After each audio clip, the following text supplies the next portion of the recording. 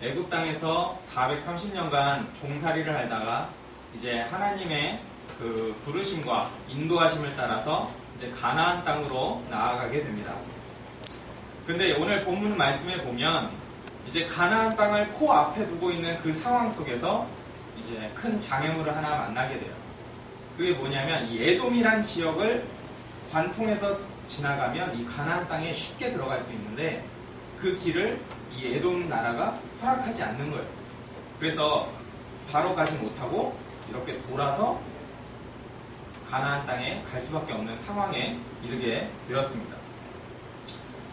그 이스라엘 그 당시의 지도를 보면 이렇게 통과할 수 있는 길을 이렇게 돌아서 가야 돼요. 저희가 여름에 피서갈 때 강원도의 바닷가에 이제 속초를 가야 되는데 바로 가면 좋은데 중간에 대전을 들렸다 이렇게 가면 엄청 짜증나겠죠. 그 길이 엄청 멀잖아요. 이 이스라엘 백성들도 그런 생각이 있었나 봐요. 그래서 이스라엘 백성들은 이 마음을 참지 못하는 그런 상황이 발생하게 됩니다.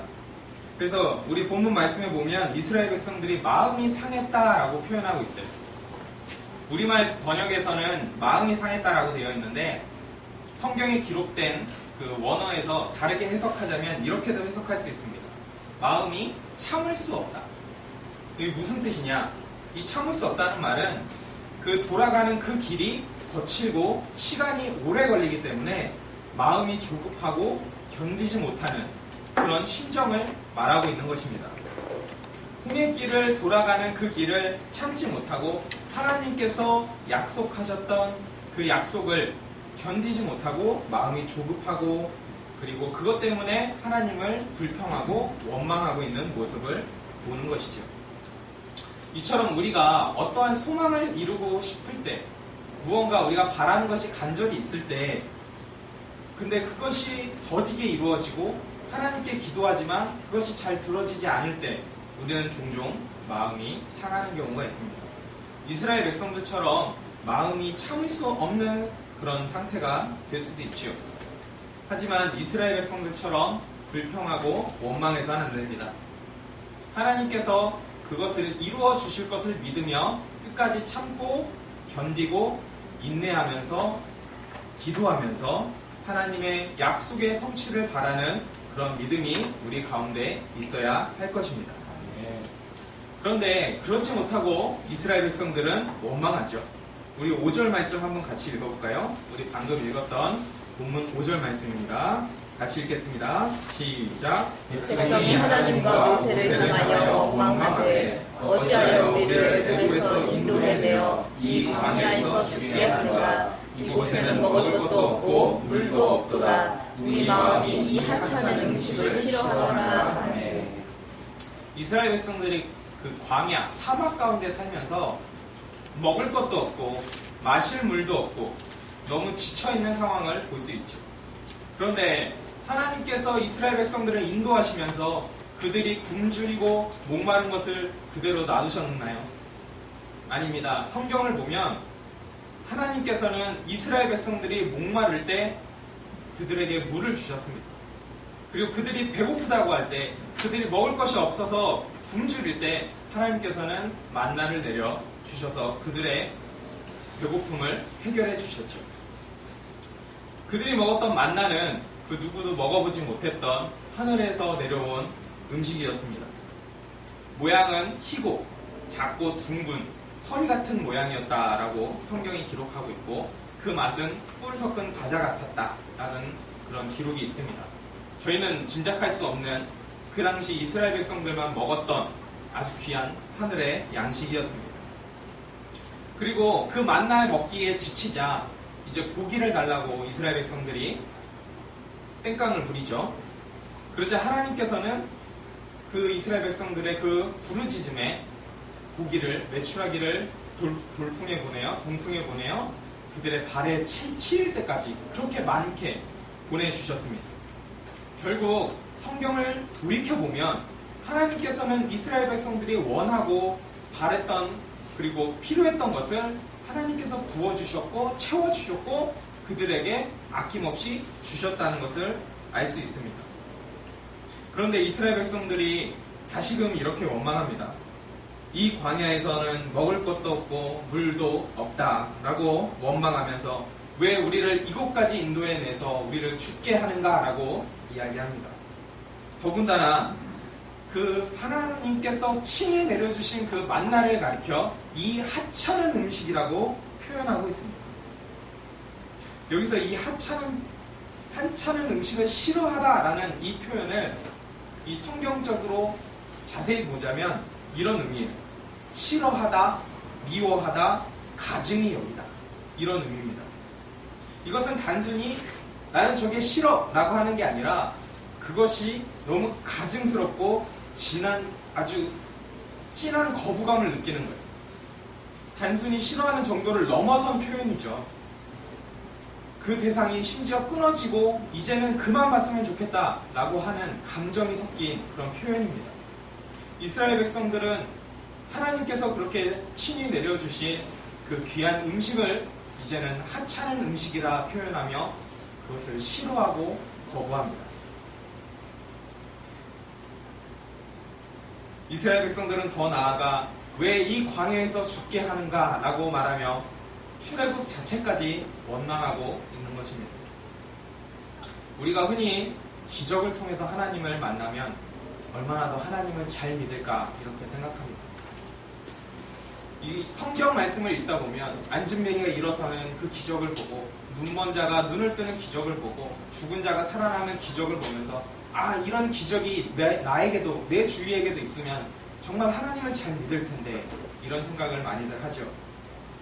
그런데 이런 기적이 잘못하면 하나님께 올바로 나아가는 그 길에서 벗어날 수 있게 하는 잘못을 가져올 수도 있습니다. 그 기적을 일으키는 그 기적의 주체가 되는 하나님을 바라보지 못하고 그 기적에만 목매게 된다면 그 배부름에 그 기쁨에 그 놀라운 일에만 우리가 주목하게 된다면 정작 하나님을 바라보는 믿음에서 흔들릴 수 있다는 말입니다.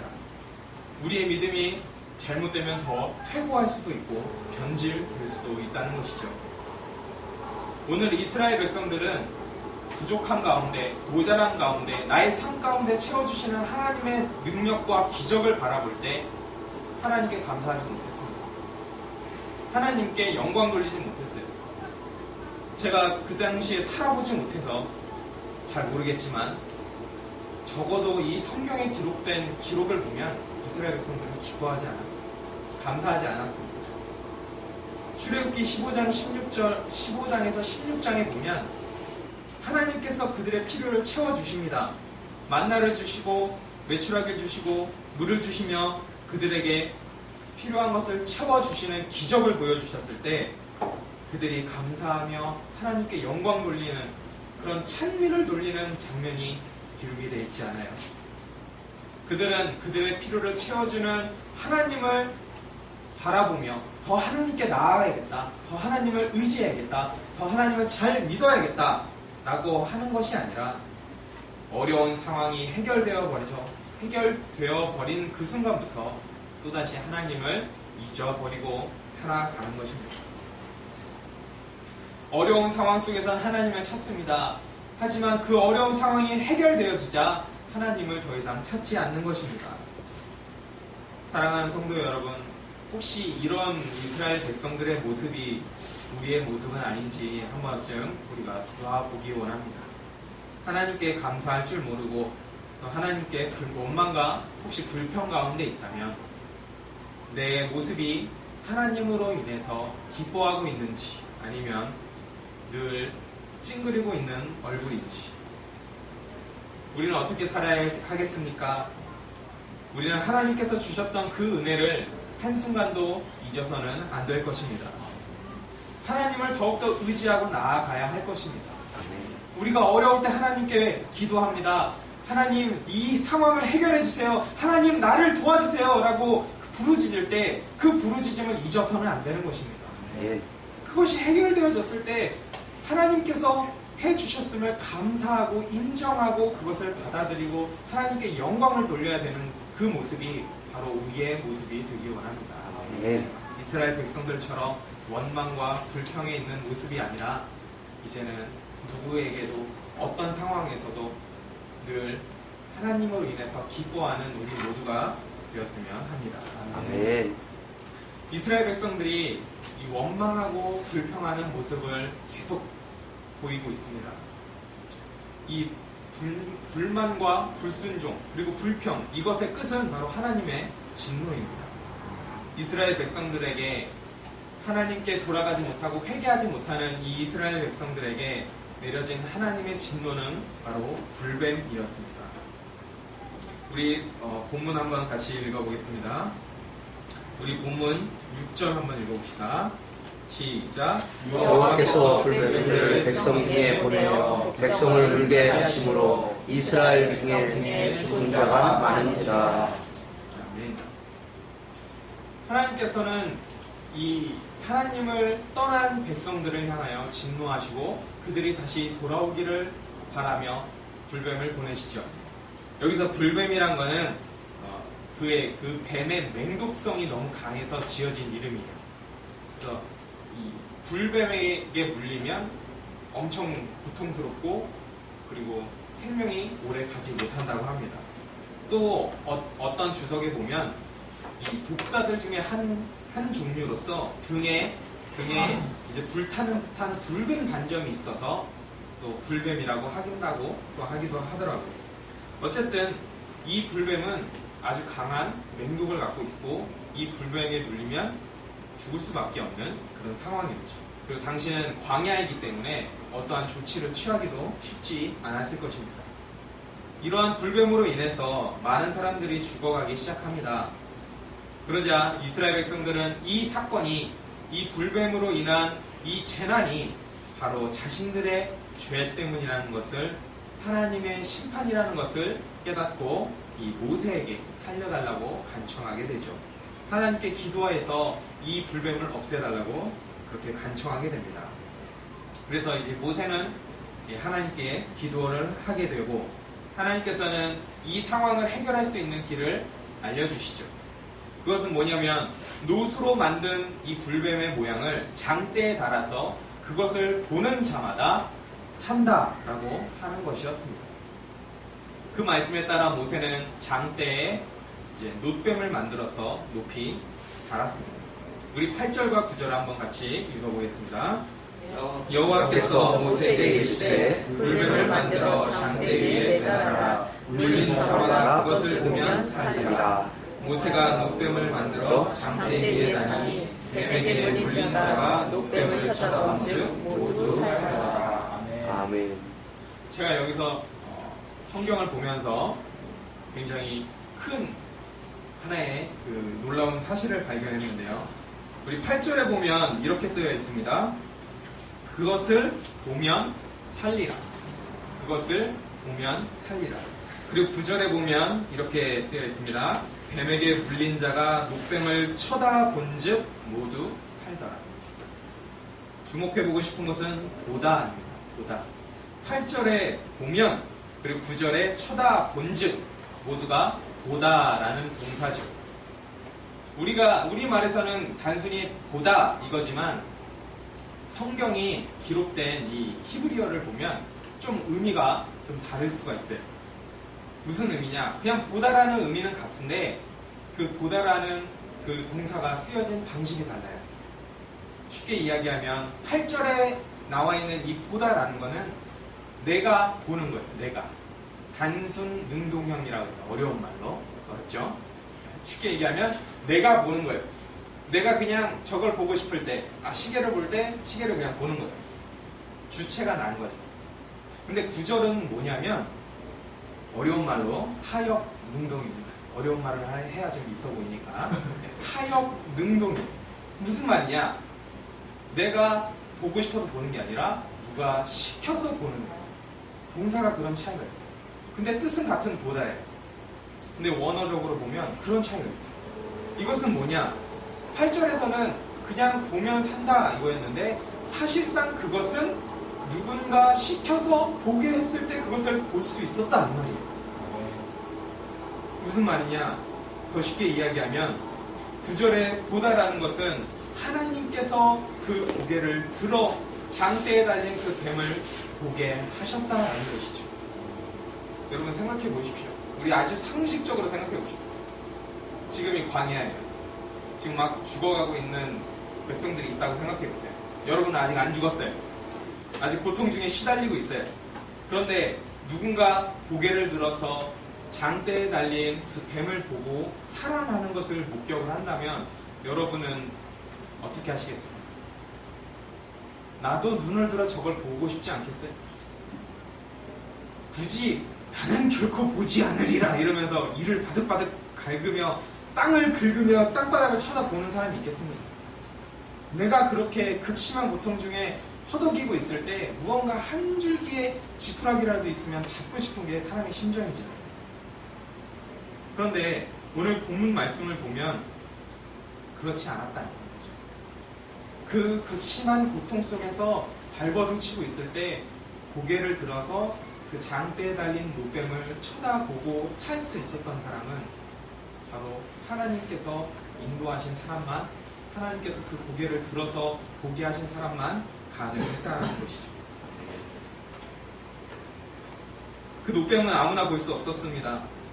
그 노뱀을 보면 사는 것은 맞지만 아무나 그 노뱀을 볼 수 있는 것은 아니었습니다. 하나님께서 극심한 고통 속에 있는 그들의 고개를 친히 들어주셔서 노뱀을 볼 수 있도록 하시는 자만이 구원을 얻을 수 있었던 것입니다. 아멘. 왜 그렇습니까? 이 노뱀은 예수 그리스도를 예표하기 때문입니다. 요한복음 3장 14절에서 16절에서 이렇게 말씀하고 있습니다. 모세가 광야에서 뱀을 든 것 같이 인자도 들려야 하리니 이는 저를 믿는 자마다 영생을 얻게 하려 하심이니라. 하나님이 이 세상을 이처럼 사랑하사 독생자를 주셨으니 이는 저를 믿는 자마다 멸망치 않고 영생을 얻게 하려 하심이니라. 이 노뱀은 예수 그리스도를 예표하고 있습니다. 그것을 예수 그리스도를 믿는 것은 우리가 믿는 것 같지만 사실은 하나님께서 우리를 인도해 주시고 하나님께서 우리의 마음의 문을 여셔서 이 자리에 있게 하신 그 결과라는 것입니다. 이 노뱀 사건을 봐도 그 진리를 알 수 있는 것입니다. 로마서 8장 30절에는 이렇게 말씀하고 있습니다. 또 미리 정하신 그들을 또한 부르시고 부르신 그들을 또한 의롭게 하시고 의롭다 하신 그들을 또한 영화롭게 하셨느니라. 미리 정한 사람들을 부르시고 의롭게 하시고 영화롭게 하시는 하나님의 뜻이 기록되어 있습니다. 이것을 더욱더 명확하게 볼 수 있는 게 사도행전에 나와 있는 두아디아시아에 있는 이 루디아라는 여인의 그 마음의 변화를 보면 알 수 있어요. 사도행전 16장 14절에 보면 이 두아디아시아에 있는 발음이 안 돼요. 두아디아시에 있는, 이 자리에 있으면 원래 발음이 좀 잘 안 돼요. 두아디아시에 있는, 이해해주세요. 어쨌든 이건 중요한 건 아니니까 자색 옷감 장사를 하는 루디아라는 여성이 있었어요. 이 루디아라는 여성이 하나님의 그 복음의 말씀을 들을 때 주께서 그 마음의 문을 열어 바울의 말을 따르게 하신지라 라고 성경에 기록되어 있습니다. 우리가 복음의 말씀을 들을 때 그 복음의 말씀을 받아들이고 그 복음의 말씀을 통해서 내가 하나님을 믿고 예수님을 믿게 되는 것이 내가 하는 것이 아니라 하나님께서 그 마음의 문을 여셨을 때, 활짝 열고 우리 마음속에 오셨을 때 그것이 가능하다라는 것이죠. 그 말은 뭐냐면 노뱀을 아무나 쳐다볼 수 없었던 것처럼 예수님을 믿는 것 역시도 아무나 할 수 없다라는 것입니다. 우리가 예수님을 믿는 것이 내가 믿고 싶어서 믿는 것이라고 생각할 수 있지만 그 전에 먼저 하나님께서 앞서서 우리의 마음의 문을 여셨다라는 것입니다. 성경은 이것을 계속 강조하고 있습니다. 그래서 우리의 이 구원이 나로부터 시작된 것이 아니기에 하나님께서 우리의 구원을 위해서 친히 우리의 마음의 문을 여시고 그리고 하나님께서 이 구원을 이루시기 때문에 우리는 이 구원이 우리에게 주어진 확실한 하나님의 복임을 우리는 기억하고 또 감사할 수 있는 것입니다. 우리가 무언가 구원을 받을 때 내가 뭔가 해야 되는 부분이 있다면 그것은 불완전한 구원이 되겠죠. 내가 죽을 때 만약에 예수님이 계신가 이렇게 하면서 죽는다면, 실제로 그런 분들이 계셨다 그래요. 돌아가실 때 예수님이 계신지 나는 모르겠어. 평생 장로님으로 계셨는데 그랬던 분이 계신다 하더라고요. 그렇게 마음에 의구심이 들고 또 내가 하나님 말씀대로 살지 못한다라고 느꼈을 때 꼭 우리는 우리의 구원이 나에게서 멀어져 가는 것을 그렇게 느끼는 사람도 있을 수 있을 것입니다. 내가 무언가 해야지 구원을 받는다라고 한다면 그 누구도 우리의 구원을 장담할 수 없을 것입니다. 그런데 오늘 성경 본문에 있었던 것처럼 그 노뱀을 쳐다보게 하시는 이가 하나님이시고 그리고 살게 하시는 이가 하나님이시라면 우리가 예수님을 믿게 하는 것도 하나님께서 하시는 것이고, 우리가 하나님의 말씀대로 살아가고 또 장차 천국에 들어갈 수 있는 것도 하나님께서 하시는 거기 때문에 우리는 구원의 확신을 가질 수 있는 것입니다. 우리는 흔들리지 않을 수 있는 것입니다. 이것이 바로 우리의 구원에 대한 성경의 가르침인 것입니다. 에베소서 2장 8절에서 9절에 이르기를 너희는 그 은혜로 인하여 믿음으로 말미암아 구원을 받았으니 이것은 너희에게서 난 것이 아니요 하나님의 선물이라. 행위로서 난 것이 아니니 이는 누구든지 자랑하지 못하게 함이라. 아멘. 이렇게 말씀하고 있습니다. 하나님의 선물이라는 거예요. 내가 무언가 해서 하나님께서 상으로 주시는 것이 우리의 구원이 아니라 하나님께서 선물로 우리에게 주어주시는 것, 그것이 바로 구원인 것입니다. 우리에게서 난 것이 아니라 라고 성경이 말씀하고 있습니다. 내가 능동적으로 내가 스스로 바라본 것처럼, 내가 스스로 예수님을 믿은 것처럼 그렇게 보이지만 사실상 하나님께서 그 믿음도 주셨고 그리고 이 자리에 있게 하신 이도 하나님이시고, 그렇기 때문에 우리의 행위와 관계없이, 우리의 언행과 관계없이 우리에게 주어진 하나님의 은혜요 선물인 것입니다. 이것 외에 더 큰 복과 은혜가 어디 있겠습니까? 사랑하는 성도 여러분, 성경은 일관적으로 하나님께서 우리를 선택하시고 하나님께서 구원하셨다라고 말씀하고 있습니다. 신명기 말씀에 보면 그 어떤 조건을 보지 않으시고 기뻐하시며 선택하셨다라는 표현이 있습니다. 그것처럼 우리의 높고 낮음이 아니라, 내 삶의 지위가 아니라, 내가 돈이 많고 적음이 아니라, 내가 지식이 많고 적음이 아니라, 그것에 하나님께서는 판단을 가지지 아니하시고 우리를 기뻐하시는 그 마음으로 미리 예정하시고 불러주셔서 이 자리에서 함께 예배하고 있는 줄 믿으시길 바랍니다. 아멘. 하나님께서 단지 기뻐하심으로 창세전에 가지셨던 그 기쁘신 뜻에 따라 우리를 선택하신 것입니다. 이 시간 다시 한번 우리가 기억하기 바랍니다. 하나님께서 하셨습니다.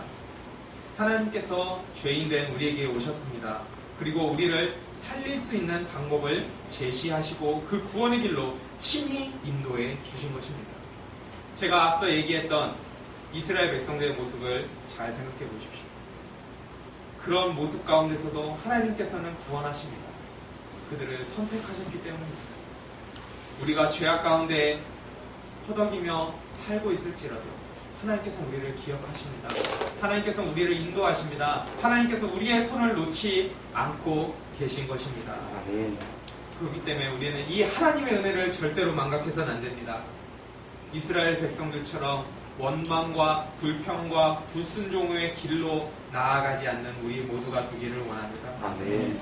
불뱀에 물려 죽어가고 있는 우리에게 사랑의 손길을 내밀어 주신 그 하나님의 사랑이 우리의 삶의 모습 속에서 이제는 드러내며 살아가는 우리 모두가 되기 원합니다. 아멘. 예수님께서 우리를 위해 대신 십자가에 돌아가셨던 그 사실이 단순히 지식이 아니라 이제 우리 마음속에 생명으로 느껴지고 감사함으로 자리 잡을 수 있기를 바랍니다. 아멘. 그리고 그것이 잊혀지지 않기를 원합니다. 아멘. 다시금 흔들리지 않는 믿음과 그 사랑으로 우리가 무장할 수 있기를 바랍니다. 아멘. 죽음에 빠져있던 우리의 고개를 친히 들어주신 그 하나님께 날마다 감사하며 그 은혜와 사랑에 힘입어 살아가는 우리 모두가 될 수 있기를 주님의 이름으로 기도합니다. 아멘. 시간 잠시 기도하겠습니다.